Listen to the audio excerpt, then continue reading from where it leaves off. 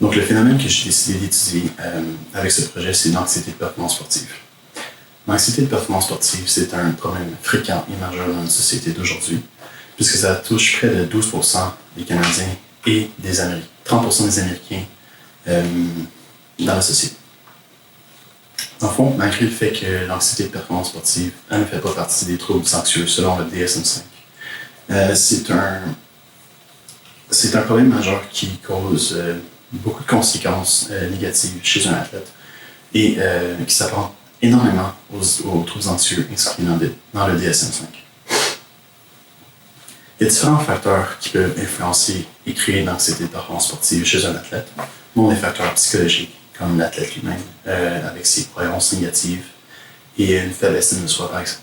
Des facteurs sociologiques, comme la société et les proches de l'athlète, qui ont des attentes élevées, ce qui cause une très grande pression sur l'athlète. Et des facteurs historiques, comme les événements du passé, qui ont créé l'apparition de ce phénomène dans la société d'aujourd'hui. Donc, les disciplines étudiées, bien sûr, c'est la psychologie, la sociologie ainsi que l'histoire. Donc, pour commencer, l'anxiété, c'est un phénomène utile et normal chez l'humain, mais celle-ci devient problématique lorsqu'elle est présente dans des situations qui n'en déclenchent habituellement pas. Afin de bien performer, un athlète a besoin d'un certain niveau d'anxiété. Par exemple, un athlète qui arrive à une compétition qui n'a juste aucune anxiété va moins bien performer qu'un athlète qui a un niveau optimal d'anxiété. Puis aussi, un athlète qui est juste trop anxieux va aussi moins bien performer que l'athlète qui a un niveau optimal d'anxiété, parce qu'il va être juste trop stressé et anxieux pour se concentrer. Il y a différents types d'anxiété qui influencent l'anxiété de performance sportive, dont l'anxiété trait, l'anxiété état, l'anxiété cognitive et l'anxiété somatique. Dans le fond, lorsqu'un athlète a une anxiété somatique élevée, ses performances vont baisser drastiquement parce qu'il va ressentir des sensations corporelles très désagréables. Ces sensations corporelles vont faire augmenter son niveau de stress cognitif. Puis par la suite, il va douter de ses performances sportives et de ses capacités, ce qui va vraiment l'entraîner dans un cercle vicieux. C'est là que l'anxiété de performance sportive est créée. Il y a différents facteurs qui causent l'anxiété de performance sportive, comme certaines prédispositions génétiques de l'athlète. Par exemple, si un des parents de l'athlète a eu aussi un trouble anxieux, l'enfant va avoir de 3 à 5 fois plus de chances d'être lui atteint d'un trouble anxieux. Puis aussi, les femmes ont 2 fois plus de chances d'être atteintes d'un trouble anxieux que les hommes. Il y a un faible sentiment d'efficacité personnelle et une faible estime de soi. Ça, dans le fond, ça va faire que l'athlète va douter de lui et de ses performances. Puis comme je disais au début, ça va l'entraîner dans un cercle vicieux. Il y a certaines croyances négatives de l'athlète, comme le fait que s'il ne réussit pas une compétition, il sera pas bon, puis ses parents vont juger, tout le monde va juger. Il y a la famille de l'athlète, les attentes parfois élevées de la famille et des parents de l'athlète qui causent une grosse pression sur l'athlète en question.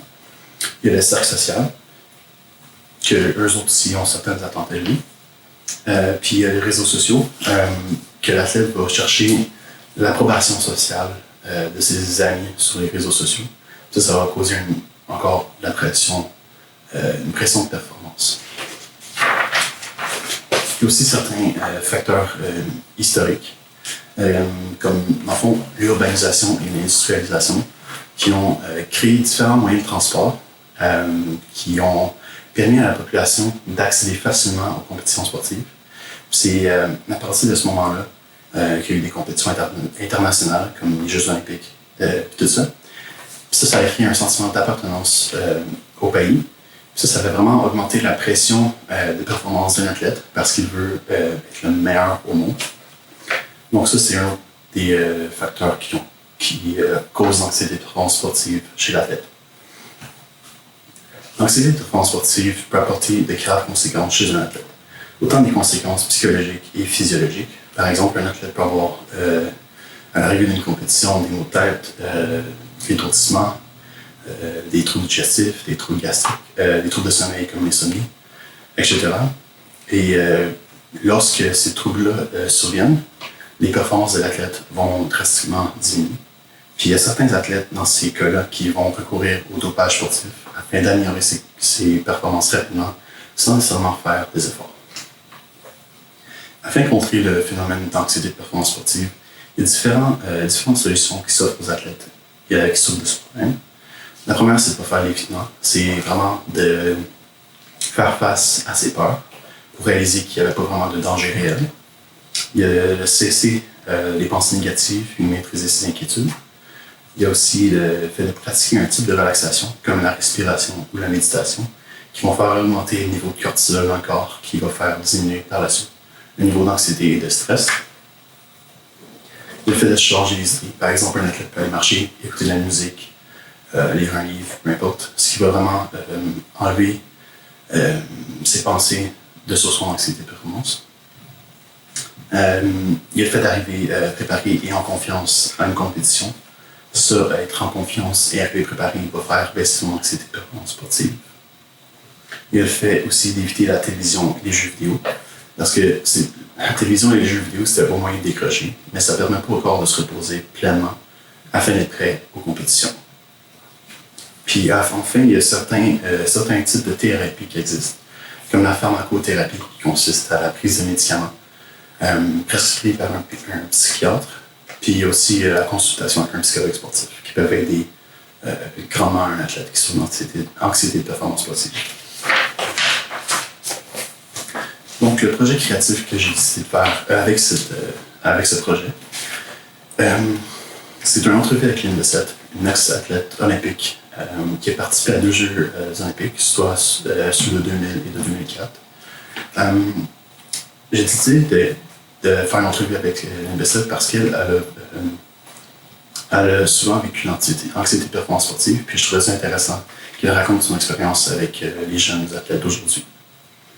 Dans le fond, le projet créatif prend la forme de vidéos parce qu'elle va faciliter la diffusion sur Internet afin de vraiment sensibiliser et informer la population et les jeunes athlètes qui souffrent de ce problème aujourd'hui. La diffusion sur Internet est appropriée parce qu'il y a 71% des jeunes âgés entre 15 et 24 ans qui utilisent l'Internet et les réseaux sociaux. Et c'est aussi approprié pour informer le reste de la population. Parce que près de la moitié du reste de la population, soit 48% des personnes âgées de plus de 24 ans qui utilisent eux aussi l'Internet et les réseaux sociaux. Donc, en gros, la réalisation du projet a demandé quelques étapes très faciles. La première, c'est d'entrer en contact avec une personne qui souhaite faire l'entrevue et discuter de la problématique, trouver des questions à poser. Et ensuite, il y a faire l'entrevue avec le matériel nécessaire, comme une caméra, un trépied, puis la feuille de consentement, puisque la vidéo va être diffusée sur Internet. Et aussi de faire le montage vidéo et de le distribuer. Merci.